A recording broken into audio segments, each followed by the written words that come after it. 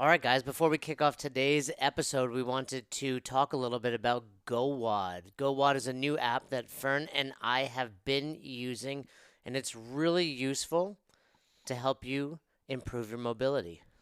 It's a pretty slick little app. Like I was really impressed when I pulled it up. I used to spend a lot more time on mobility. I spend far less now because, quite frankly, like I don't want to have to think about things. I think anybody who's a coach or an affiliate owner, like you get to the point now where when it comes to yourself, you want to do zero thinking, which is why this has been pretty beneficial. I've been playing around with it, and it's can be tailored to me.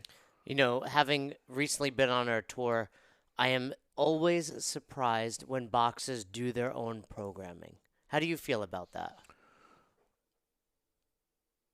I think probably depending on where you're at as an affiliate, it's if I was to reverse the hands of time, I would outsource it first because I just don't have enough knowledge to do it very well. We do it now, but that's after 10 years. Right, but that's my point. You have a limited amount of time, not just on this planet, but when it comes to running your box. And there are some things you can outsource, delegate, just hire. Programming is one. While I respect people that like to do their own programming, like you at CrossFit Rife, whether it's warm up and workouts, ham plan, comp train, even, or NC Collective, like just so many options out there. And there wasn't one for mobility, and people overthink it and try to come up with the next greatest thing, but really it's done for you in this app.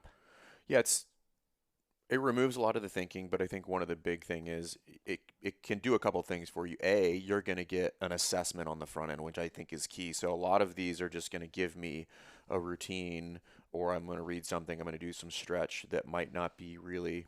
It's like getting a generic program that's made for a large group of people. Could it be effective? It can absolutely be effective. What is going to be more effective? Something that addresses my issues. Yeah, and that's what this does. You take a mobility test. For example, after this road trip, our shoulders are jacked. And we don't mean by like jacked and Oh no, tan. I meant mine are huge. Yours, I agree with you. They're frail There is looking. literally nothing about you that is huge.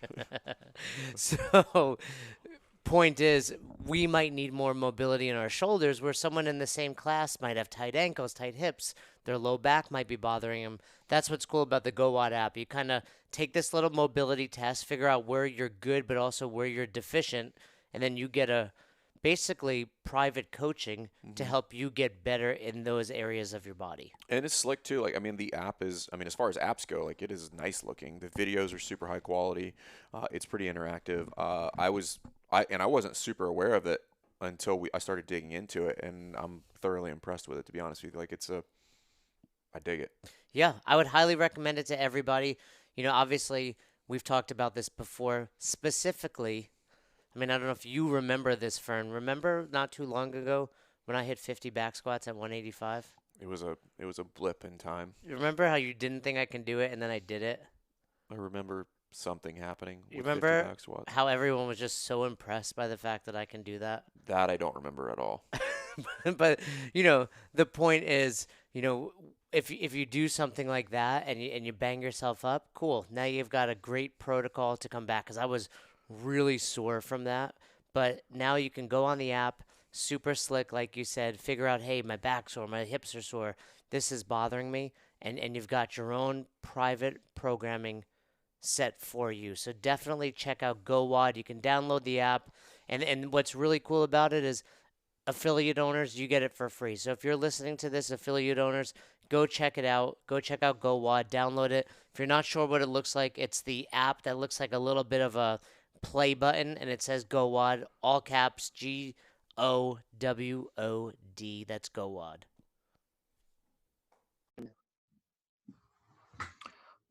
What is one of the biggest issues that people bring up to you in both the level 1 and the level 2 setting? First of all, I like how almost every one of our podcasts begins with one of us asking the other a question, but then not getting an answer in return because we ultimately make fun of the other person. I feel like I'm I typically I feel like start. I feel like I answer your questions. Did I not answer your question in the last I podcast? don't remember, but usually it comes after, some banter from you, and then you get to the answer. So what is the biggest complaint at the level 1 and level 2? There's That so people many. that people are like frustrated. So not with the course. Like I rarely get any complaints No, with yeah, too. I didn't mean But that. The frustration that they're expressing is typically that they're not getting coached. yeah, I would agree. That's probably one of the maybe one or two or three biggest kind of it's not a complaint. That's probably not even the right way to say it. It's No, it's more of more a realization. okay, that's a perfect way to explain it. I did a poor job of teeing that up. So Like everything, I picked yeah. you up, So I yeah. carried you, Thank gave you you. the words. Thank you for finally doing something in this relationship. So I would say it's probably that. And then the other one is that particularly in the programming, in the level 1 and in the lesson plan and level 2, where people have this light bulb moment about what is required to actually coach in a 60-minute time frame. And Paul Tremblay brought this up in my episode with him, because I asked him, I said, what do you think is the number one thing coaches could do more in their classes? And he was like, coach. So then the question becomes, how do I do that? Yeah, I think one of the most common things I've heard over the years is, man, my coach has never told me that. Or why hasn't or I've been doing it wrong. Those types of things where it's like, I just told you to push your knees out a little bit. Like, it wasn't a big deal. But they're like, well, no one's ever said that. Yeah, so that's why we're here, right? We just got a message on our Instagram, at best hour of their day. I wouldn't have done as well at the level 2 if I've not been in your mentor course, or listening to your podcast has made me a better coach. That's ultimately why we started this, is to help people coach better. Because, we don't need to beat a dead horse at this point, but that's what separates it box to box. I think it's probably, it's not currently, but I think that will be if gyms continue to get better and start to understand the value. So I think currently what separates most gyms is, and we saw this on the box tour, what separates, I think, below versus above average gyms is not necessarily the coaching. It's actually the group management and their organizational skills. They're either unorganized or they have some sort of, rhyme or reason for how they do things. But then what I think separates above average gyms from great gyms is they also have coaching on top of that. But then it does bring up the question, when those people ask that, when that people have that realization, my coach has never told me that, then I start to think to myself, why? We know that knees out is not a new cue. Like, everybody knows that we want the knee tracking over the toe. Like, that's not a revelation for anybody at this point. So then the question is, why has nobody told them? Is it willful ignorance? Is it, I think I have an idea of what it is, but As you're saying that, here's what kind of came to my mind. Most coaches are newer, and most coaches aren't getting developed. So what's happening is, they're not, it's not that they can't see movement. It's not that they can't correct movement, but it's like, hey, I'm not great at this yet. I just took my level 1, or maybe I've been coaching for a year and I'm trying to coach movement, but you're making me do it really fast. And it's like anything else. Like, the newer you are, the slower you should go. No different than developing your snatch. Okay, let's get PVC. Let's just move from first pull to second pull to third pull. So, all right, the group is squatting, but you have 3 minutes to correct 20 people because you have to go from part A to B to C to D, versus now you have 20 minutes simply to work on these 3 movements. We're doing Cindy, pull-ups, push-ups, and the air squat. You get to even prioritize. I'm going to spend most of my time on the air squat. So now you have, 20 minutes just to work on that. It's like, trying to pick up an instrument you've not played and play it at the tempo that the song is meant to, versus slowing it down. No, I agree. And so I taught a level 2 at CrossFit Mayhem this weekend. And any fun stories with Chuck and Lindsay? Here's one. So we went to see we went to Senior's house afterwards, and but fill everybody in. That's Froning's okay. father. So Rich Froning Sr., so not the fittest, one of the fittest people on earth, his dad. So it's not uncommon that we go to Senior's house after a seminar. So we go over there, we hang out, shoot the shit. He cooks for us, and we just kind of have a good old time. But he's got in his basement back there, and some people have seen videos. It's his place is the one with the big kind of pond in the back. But we're down there, and he has a pool table down there, and Lindsay's been giving him crap about like make sure the pool table's ready. So the pool table's ready, and so Chuck and Lindsay play first. And just for the record, Lindsay's terrible. Lindsay Andrew, one of my favorite people. She's a phenomenal coach, but she's garbage at pool. Okay. You can check it out on your Instagram, or maybe it was her Instagram. I know I saw it. I think she posted it, but Senior posted it first. Okay. So anyway, so they play, and then she and I play, and the punchline is this: Lindsay wins both games. However, and I posted this on Senior's thing, she did not beat us. We both scratched on the 8 ball. He scratched. So she had a pretty big comeback on him. He was, I want to say like 6 or 7 balls in front. And then she had a comeback. She still had like 6 balls on the table when I scratched on the 8 ball. So she won, but she did not beat me. I beat myself because that's the way the game works. So. Pool is one of those weird, it's a sport, right? Do we agree that it's a sport? Is pool a sport? It is. Yeah. People compete and they win money and all that stuff. And there's an opponent, so yeah, there's strategy involved. I mean, we could have a whole debate. I don't know if it's a game. I had a had a conversation with Zach Forrest probably 2 or 3 years ago where we were kind of creating I thought you categories. Said Zach Morris. Oh yeah, him too. Actually, they're rebooting Saved by the Bell, which they should. Is Screech going to be Screech? That's the only thing I want to know. I don't know that Screech is getting the invite back. But AC Slater still looks like AC Slater, by the way. Oh, he looks phenomenal. But I don't think – I think Screech was in a few too many porns to get the invite back to NBC. But so we were having this conversation of what game, sport, and competition. And really you can start to lump, because there's always that debate. What's golf? What's chess? What's video gaming? So you have to divide that up into game, sport, and competition. But nevertheless, I don't remember how we got – you're talking about your level 2 at Mayhem. Yeah, so we'll circle back real quick. Thanks for that detour. So during one of the breakouts, we do these different drills, and typically the first drill is like a teaching/seeing drill. And if you haven't taken your level 2, and we can pitch the level 2 at this point because everybody should be taking their level 2 since they changed the format. So stop retaking your level 1 and go take your level 2. Do you like the new format of the level 2?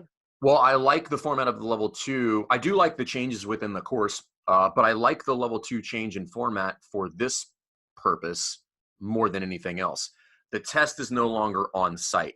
So people come and they don't have the stress of the test. So I think they retain more and they pay attention to what's going on because that is the actual value of the level 2 course, which is that feedback for you to take that information and go back to your box on Monday and actually be able to implement that. But I think far too many people are stressed and worried about the test and they block out all the things in that course that actually have value, which is and there's just more opportunity for us to lecture and the breakout groups are great. I mean, it's the best course in my opinion for just hands-on experience. Yeah. So to kind of like recap here, when you said, people, you don't think that they necessarily can't see. I actually don't disagree with you. There are some people that just literally don't know what they're looking at and cannot see movement. I think there's a bigger pool of people who fall in the bucket of, like you described, it's too fast for them and they don't know where to look and when. So we do these breakout groups and it's a seeing drill and we just kind of follow the coach around and they're supposed to identify things that they see with regard to faults. And typically nobody sees anything. They just walk around and they're kind of looking around aimlessly. And then I'll pause them and I'll say, for the next 5 to 6 reps, I don't want you to look at anything other than the feet. And then just tell me what you see. And all of a sudden, they go typically almost 80 to 100% as far as identifying faults on each athlete. They'll say, oh, well, that stance is too narrow. The heels are up. They're turning their toes out too wide. So I agree with you. But what we've done is what you just described is we've slowed down what they were doing and we gave it intention. So look here first. Don't look at anything else. Now, how this is relevant to why nobody told somebody that their knees were caving in is probably because all of that is happening too fast. I have multiple parts in the workout. I don't have time to watch somebody do 15 to 20 air squats in a class of 15 to 20 people as we get warmed up for the overhead squat. Like, so today at our gym, we're doing best hour programming. It's overhead squat. And in that What's lesson that? plan, What's the best hour programming? Tell me more. it's what everybody should be doing, right? So in the lesson plan, it's built out for watching people and coaching them through the air squat, through a banded overhead squat. Like I stole that from 12 State, and that's in the dropping in series as well. And then going to a PVC pipe before we get into the barbell. And I can start to identify all those things because I'm not worried about getting a Metcon in there. So the real thing here is, like, because people are not skilled enough to see movement very quickly and be able to identify it, if we're going to coach well, we have to do less and we have to do it better. Yeah, and I think, really, and I don't want to beat a dead horse, as we've said. This comes back to, I don't know if it's beating a dead horse, because we cannot talk about this enough, because it is what we're supposed to be doing. And it's not happening. No, I mean the at large, right? CrossFit coaches in boxes. How that's no different than saying, well, we say knees out too much. Well, I'm not saying it knees out too much. If everybody's knees are in, I'm going to keep saying it until my mouth falls off. No, but that's what I was going to say. It's like, I don't want to beat a dead horse, but that horse needs to be beaten. Correct. It's because it continues. But I will say, and I don't want to take 100% of the credit, but I think we should claim most of it. I am seeing a shift in the paradigm when we show up at level 1s and level 2s. Would you agree with that? I do, but now the struggle becomes, now people realize it, so they have this moment of clarity that I cannot coach well with 3 parts to a workout. Like, it is just almost mathematically impossible to do it well. But then the stressor becomes, they don't have control at the box. So I had multiple people bring this up at the seminar, and their concern, or now their dilemma is, okay, I understand and I buy in to the idea that, okay, in order to coach, we have to do less, and we have to do it better, and we have to do this lesson plan properly, like we teach at the level 1, level 2. But I don't write the programming, and the coach or owner's not going to change it. Now what? Well, there's that, and then I think there's also the, like, well, what do I do? And you don't want to get that revolt from your members, but you're only going to get that if you're not giving them something to make up for less workouts. Correct, right? So there's this false idea that if I just take that out, I don't replace it with anything. You're going to replace it with lots of coaching, preferably. Like, you're going to replace it with improving people's air squat, or improving their pull-ups, or going through more skills and drills to build up the capacity or movement or positions. But that's the struggle, is because people have not been doing that, they're not really sure what to do, because that takes practice. If you're going to run a 10 to 15 minute squat group, you have to practice that. Otherwise, you're going to be stuck, just like we see on a very regular basis when we give somebody 5 minutes to teach the air squat, and they're done at 2 because they don't know what to do, because there's no plan, because they never had to make a plan, because there was never enough time to have to worry about it anyway. Well, do you think part of it is just because most coaches are just doing it for fun versus trying to be professionals? Maybe, but I tend to disagree with that, because even if they are doing it for fun, I don't know any CrossFitter that doesn't want to be better at it, at coaching, or at fitness in general. I mean, like, it's one of the most greedy communities with regard to knowledge I've ever been around. So I don't think it's that at all. There's probably there's turds in every community, right? So there's definitely some people who don't care, and they're just there to work out and to be Instagram famous. But I think the vast majority, and this is virtually everybody that comes through the level 1 and 2 course that I've ever interacted with, they want to be better.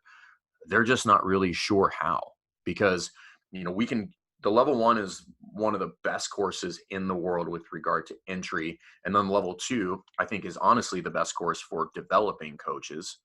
But there's a lot in the middle that needs to happen there. And people are, in my opinion, starved for that information. So I don't think it's that people don't care. I think it's they want to be better, but that they just are not really sure how until they show up to level 2 and they're like, oh, I get it.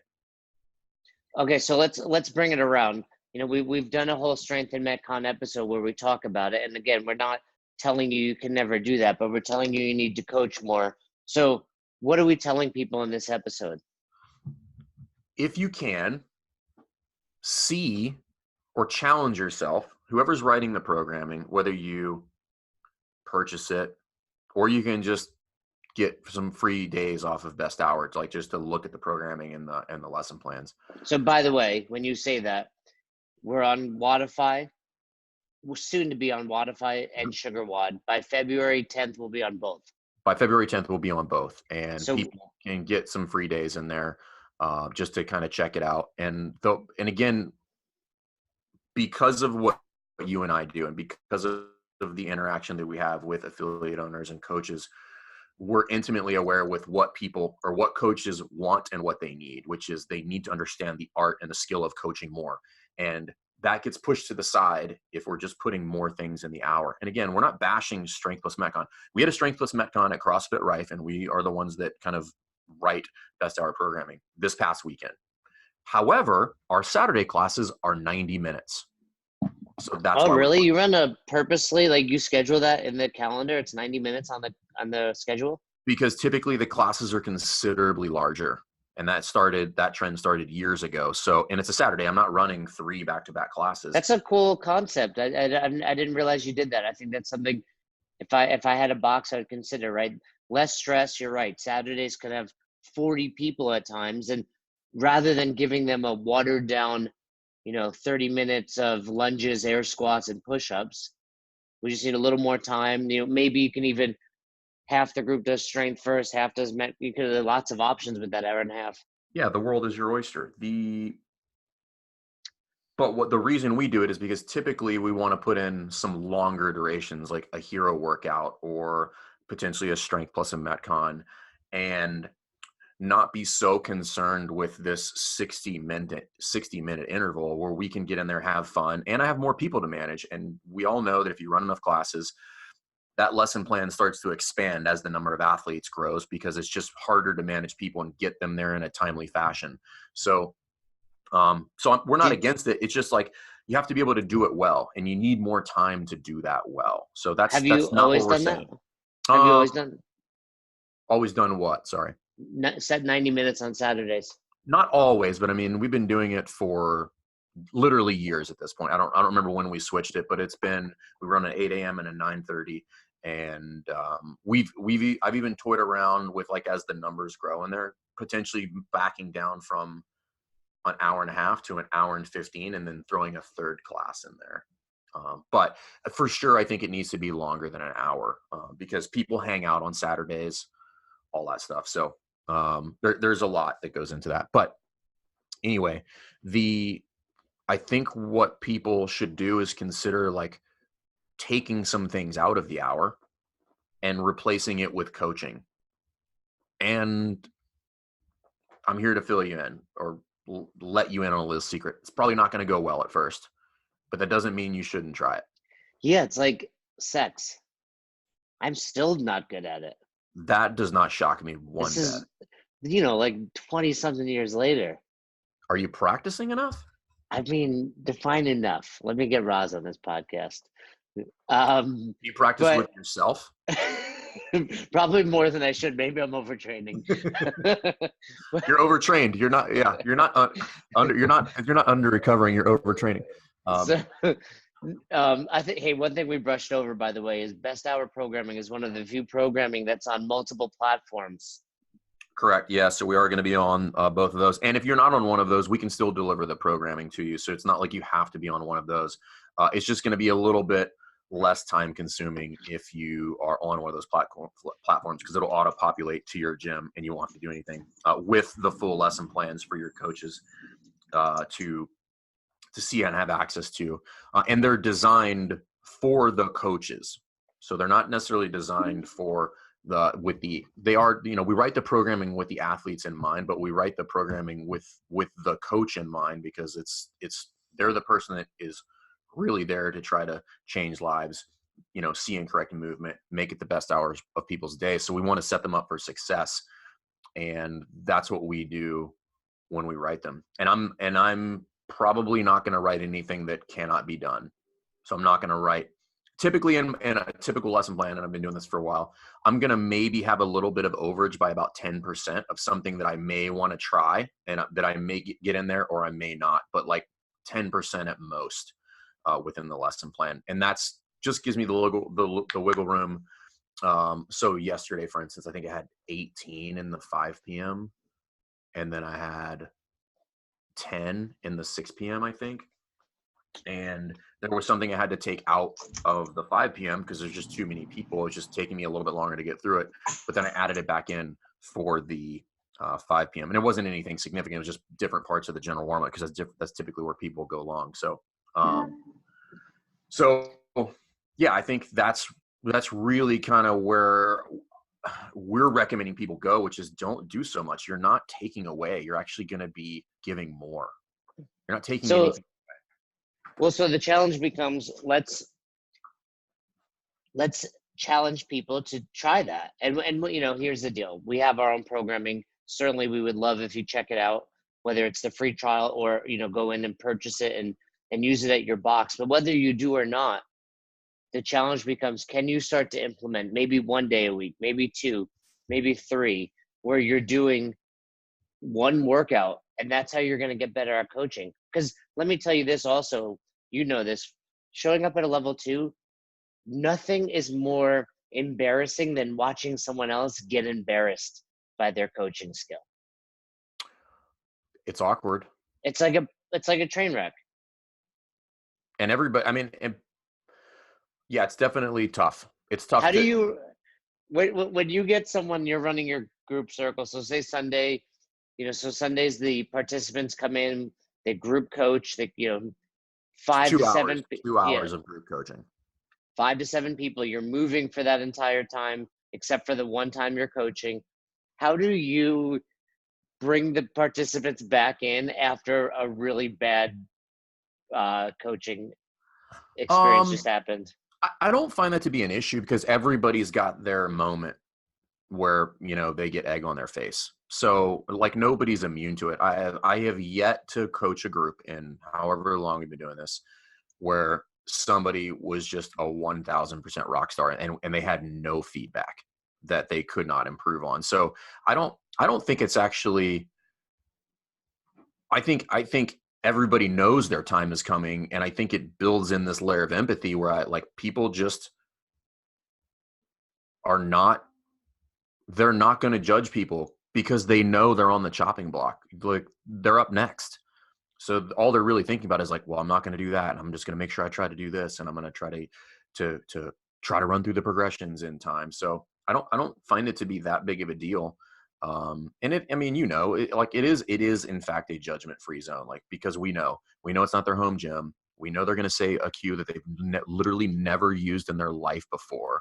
And then they're going to be telling themselves like, God, I'm so stupid. Why'd I say that? And I'm like, listen, it happens, man. Like, you're nervous. Like, you don't know these people. I'm over here making you nervous simply by sitting here and watching you. So it is what it is. Like, let's mess up. Chuck Carswell, he's like, let's make a different mistake tomorrow. Like, that's his big thing. Like, you're going to make mistakes. Make a different one tomorrow. Don't make the same one. Yeah, I agree with that. And, like you said, everyone kind of comes in from their own box. It's hard to there's pressure out there, but there's always one participant where the rest of the people are just like looking around like, wow. And I think it's eye-opening to them in a way too, because it's like, one, I'm probably just as bad. And